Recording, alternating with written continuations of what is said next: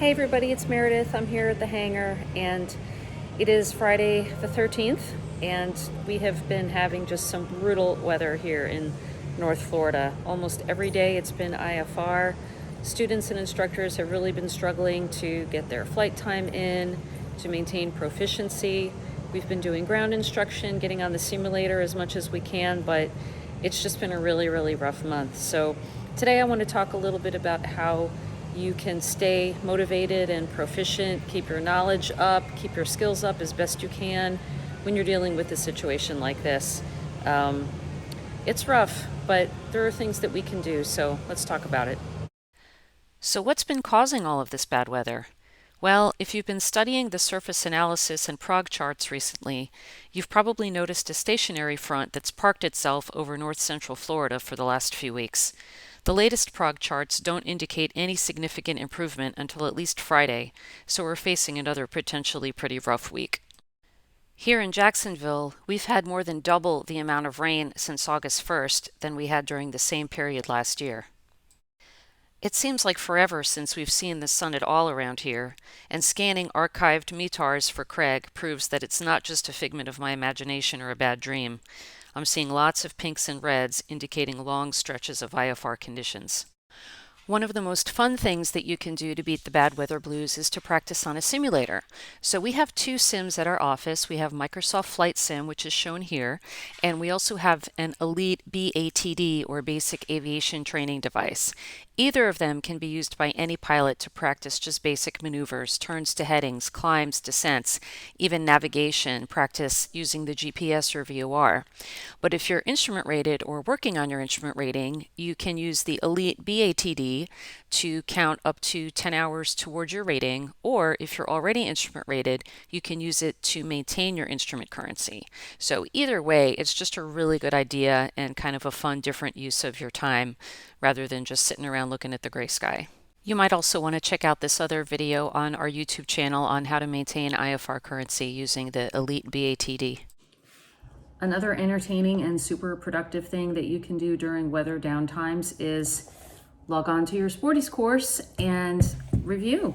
So it doesn't matter whether you're working on your private pilot certificate or your instrument rating, commercial flight instructor, if you're already a rated pilot and maybe you need a flight review, if it's been a while since you've practiced one thing or another, I promise you there's something that you can learn, always something to review. Heck, I get on and I review these courses all the time, and I've been doing this for 20 years, so you guys don't have any excuses. Log on to your course and review. If you don't have the Sporties course, that's okay. There's a million and one things on YouTube that you can look at to stay fresh, keep your brain moving, and stay motivated. Okay, Dana and I always like to tell our folks, we are not in the motivation business, we are in the education business, because you have to motivate yourself. You have to be really into this material. You have to love aviation and really enjoy studying it and want to do it. You know, if you're not that interested in it, then maybe this isn't the right hobby for you.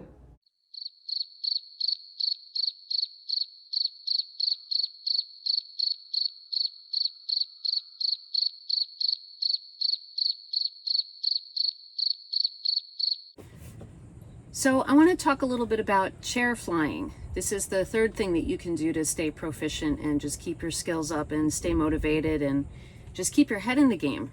So as you can see, I'm sitting in the airplane. This is a November 65842, one of our Cessna 172s. I've got the checklist here. So for example, you can just start from the beginning. You could practice doing a pre-flight inspection all the way through, okay? And if there's a term that you're not sure about, if there's just something that you're not sure about, you can look it up or ask an instructor. Go through your pilot self-briefing. Think about, okay, if I were taking off today, like right now, what would be my runway heading and length, my takeoff distance, calculate. This is part of our AQP for general aviation protocol, thinking through all these things in advance so that you can make a good conservative decision and respond appropriately in an emergency situation. Think through your crosswind component, all of those things. Passenger briefing before engine start, starting engine. You know, we're not going to actually start the engine right now, but when we think through, okay, primer as required, Well, what does that mean, primer as required? How do I prime the engine?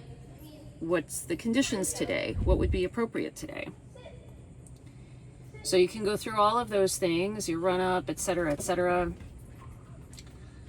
You could practice, how am I going to do a normal takeoff, right? So especially if you're a brand new student pilot, there's lots of things going on here, right? We've got the yoke, we've got the throttle, you've got a bunch of engine instruments to look at, so you can practice, okay, if I were going to take off right now, I have my left hand on the yoke, I have my right hand on the throttle. You can practice holding the throttle the way your instructor taught you how to hold it, not like you're holding a, a toilet plunger and doing like this, but holding it in a more appropriate way so you're getting fine-grained control of the throttle. You can practice pulling back on the yoke, relaxing that pressure, just getting a feel for it. Now, obviously, it feels different on the ground than it does in the air, but there's just so much value to spending time with your airplane and just remembering, okay, where is the oil pressure? I've seen so many students get in the airplane and they're like, where is everything, right? So just spend some time in your airplane so you know where to find stuff. Another really important thing that you can chair fly is your emergency procedures. So, for example, engine failure during takeoff. So this would be during the takeoff roll, right? You want to review, okay, what should I be looking for? I'm making appropriate RPM for this engine. My oil pressure and oil temp are good. My airspeed is coming alive. And if any of those parameters don't look good, if I'm not off the ground in my predetermined takeoff distance, then what do I do? Okay, throttle comes to idle, brakes apply. Practice pushing the brakes. Practice figuring out where your feet are. This is something else we see a lot. People, pushing on the rudder when they should be on the brake or vice versa. So just really getting comfortable in the cockpit, figuring out your ergonomics of where your seat should be. Do I need a seat cushion? When I'm gonna push the brakes, what does that feel like when I depress the brakes fully? And then we have engine failure after takeoff. So this is part of our AQP for general aviation protocols. Notice how on the checklist we have push the yoke forward, right? Because if you had just performed your takeoff, you've got some back pressure on the yoke. In order to get to that minimum speed that you need to keep this thing from stalling, you're going to have to relax that pressure. You're going to have to push forward on the yoke. So I want you to practice that. Okay, I've got back pressure on the yoke now as if I'm taking off. Engine failure, push. Another good thing you can practice on the ground when there's really no harm in messing it up is the fuel selector. Practice turning it off. So, for example, in the Cessna 172, or I'll switch the camera around here so you can see. So normally, for example, in the Cessna 172, we have the fuel selector on both. Practice, okay, how does it feel if I'm going to turn it off? It requires a little bit of, muscle there. Spin it all the way around. Get it back to the both position. You want to feel what that feels like. You don't want the first time you do that to be in a real fire where you have to turn the fuel off, or in a real forced landing when the engine checklist says turn the fuel off. Chair flying is what professional pilots do. My staff members just reminded me of a video we watched recently that came out this year, a documentary on the Blue Angels. I'll put a link in the description to this. So if you download and watch this video, you'll see that the Blue Angels, the Navy, performance team, before every practice, before and after every flight, they do a detailed debrief of all of their maneuvers. They practice what are they going to do before they get in the air. You'll see them kind of with their heads down, eyes closed, pretending, okay, what are we going to do with the stick and with the flight controls? So this is something that you can practice also if you're thinking about doing practicing stalls, let's say before your check ride. Well, get in the airplane on the ground and practice, okay, how do I do a approach to landing stall? What are the steps? You can make yourself a little checklist. How do I do a departure or a power on stall? Well, make yourself a little checklist. Practice going through the motions when you're sitting here nice and calmly in the airplane on a cloudy day. I am just baffled at how many people don't do this. This is something, again, professional Top Gun pilots do.